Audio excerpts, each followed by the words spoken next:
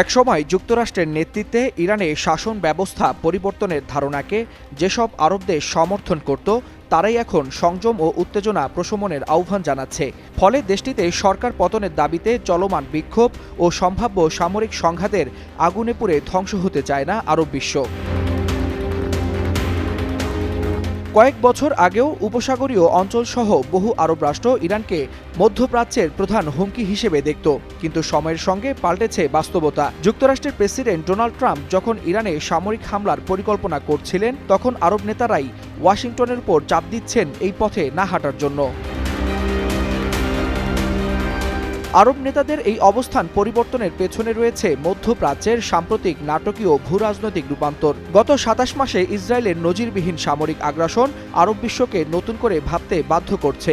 বিশ্লেষকদের মতে, greater Israel ধারণা বাস্তবায়নের লক্ষ্যে গাজা ছাড়াও পশ্চিম তীর, সিরিয়া ও লেবাননে ইসরায়েলের আগ্রাসন অঞ্চল জুড়ে আতঙ্ক তৈরি করেছে।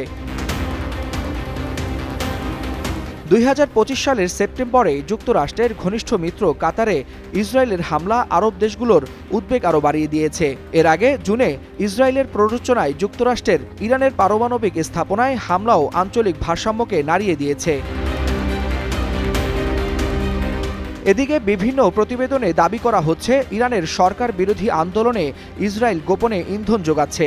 সাবেক মার্কিন পররাষ্ট্রমন্ত্রী মাইক পম্পেও এবং ইসরায়েলের কয়েকজন মন্ত্রী এমন ইঙ্গিত দিয়েছেন, যা আরব বিশ্বকে আরও সতর্ক করেছে।